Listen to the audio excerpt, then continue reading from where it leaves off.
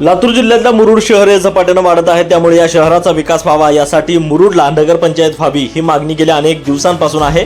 कारण ग्रामपंचायतीमार्फत विकास कामे आणि मिळणारा निधी कमी पडत असल्यामुळे नगर विकास खात्यांमार्फत शहराचा विकास होणं अपेक्षित असून लवकरात लवकर मुरुडला नगरपंचायत व्हावी अशी मागणी लातूर ग्रामीणचे माजी आमदार धीरज देशमुख यांनी जिल्हाधिकाऱ्यांमार्फत सरकारला केली आहे. यासोबतच कर्जमाफी आणि पीक विम्यांच्या संदर्भात सरकार देण्याचं सोंग करत असल्याची टीका देखील माजी आमदार धीरज देशमुख यांनी केली असून पीक विम्याचे निकष बदलण्याची गरज असून निवडणुकीत मुख्यमंत्री आणि सरकारनं काय जाहीरनामा दिला होता आणि सध्या नेमका काय जाहीर कार्यक्रम सुरू आहे हे जनतेसमोर असून जनतेने आता योग्य सरकार आणण्याची गरज असल्याचं देखील यावेळी माजी आमदार धीरज देशमुख यांनी म्हटलंय.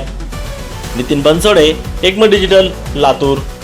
जनतेची मागणी अनेक वर्षापासून मुरुडच्या स्थानिक भौगोलिक परिस्थितीचा विचार करता लोकसंख्येचा असेल, तिथल्या होणाऱ्या विकास कामाचा असेल आणि आताची परिस्थिती आहे की ग्रामपंचायतच्या माध्यमातून लोकांना आणि शहराला जे अपेक्षित विकास आहे, ज्या शासनाच्या योजना आहेत त्या सगळ्या तिथं येण्यासाठी बऱ्याच त्याच्यामध्ये अडचण निर्माण झालेल्या आहेत.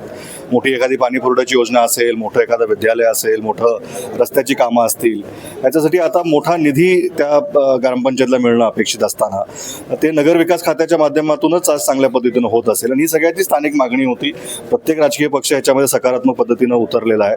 नागरिकांची मागणी घेऊन आज कलेक्टरांना तेच निवेदन देण्यात आलं की ज्या काही मागच्या सर्व्हेमध्ये त्रुट्या राहिल्या असतील त्या त्रुट्या दुरुस्त करून शासनाकडे एक सकारात्मक अहवाल त्यांनी पाठवावा, जेणेकरून मुरुड नगरवासियांची आणि मुरुडकरांची ही अत्यंत महत्त्वाची मागणी तातडीनं शासन पूर्ण करेल. सध्या अधिवेशन चालू आहे.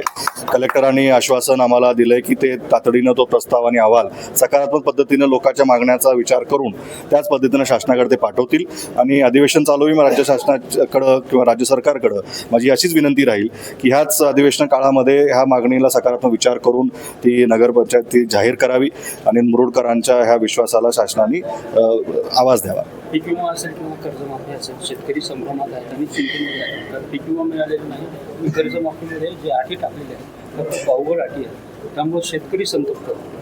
ते शेतकऱ्यांसाठी ह्या जाचाकाठी अडचणीसाठी परवाच आंदोलन देखील झाले, शेतकऱ्यांकडून त्या मागण्या देखील झाल्या आणि त्या सरकारने आता त्यांना आश्वासन दिलंय की ह्याच कालावधीमध्ये ते त्याच्यावर अभ्यास करून त्या अटी सगळ्या शिथिल करता येतील. तर आम्ही वाट पाहतोय.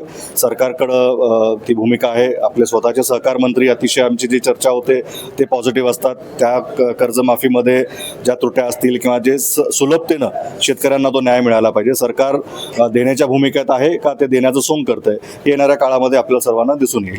मागच्या वेळेस प्रचंड पाऊस झाला, शेतकऱ्याचं प्रचंड नुकसान झालं, मुख्यमंत्री दौरा काढला, मुख्यमंत्र्याचा दौरा झाला.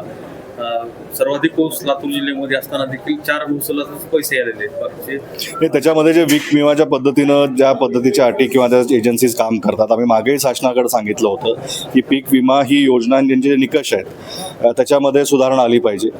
मोठ्या प्रमाणामध्ये याच्यावर विचार विमर्श झाला पाहिजे. सरकारनं एक पॉलिसीच ह्याच्यावर घेतली पाहिजे की हे वारंवार प्रत्येक वर्षी आपण हे चित्र पाहतोय की प्रत्येक वेळेस शेतकऱ्यांना विमा भरल्यानंतर मग मध्ये सरकार म्हणलं 1 रुपयांचा विमा सरकारनं भरला, पण शेतकऱ्यांना मात्र काही लाभ होत नाही आहे. ह्या योजना फक्त कागदावर राहत आहेत आणि आश्वासनामध्ये राहत आहेत, त्या प्रत्यक्षात खाली उतरत नाहीत. त्यामुळे ह्याच्यावर एक फेरविचार सरकारनं करून विशेष समितीचं गठन करावं आणि त्याच्यामध्ये येणाऱ्या काळामध्ये सखोल अशी आणि कायमस्वरूपी सुविधा शेतकऱ्यांना कशी मिळेल आणि शेतकऱ्यांची होणारी हेळसांड कशी थांबेल ह्याच्याकडे सरकारनं विशेष लक्ष देणं गरजेचं आहे. मुख्यमंत्र्यांनी लातूरमध्ये येऊन सांगितलं होतं 17,500 जो आहे तो पीक विमा देण्यात येईल सर्वांना, मात्र आतापर्यंत मुख्यमंत्र्याचं आश्वासन ते सध्या सत्ताधारी पक्षाचे आमदार असतील, त्यांचे खासदार असतील आणि सत्ताधारी स्वतः मुख्यमंत्र्यांचं आश्वासन सरकार का पूर्ण करत नाही आहे ह्याच्यामध्येच त्यांनीच त्यांचं स्पष्टीकरण द्यावं. शेवटी येऊन इथं देऊन निवडणुकीच्या पूर्वी देणारे आश्वासन आणि निवडणूक झाल्यानंतर शेतकऱ्यांना देणारी ट्रीटमेंट ह्याच्यामध्ये त्यांचा दुजाभाव दिसून येतोय. त्याच्यामुळे हा आम्ही विरोधक म्हणून सत्ताधाऱ्यांकडे हा प्रश्न उपस्थित करतच आहोत. सरकार म्हणून जर सरकारकडे बघायला गेलं तर सरकार फक्त पुढे करण्यामध्ये व्यस्त आहे. आता शेतकऱ्यांशी सर्वसामान्य नागरिकांशी काही देणे घेणं नाही. सरकार आपल्या कामकाजातून आपली प्रायोरिटी काय आहे हे दाखवत असतं.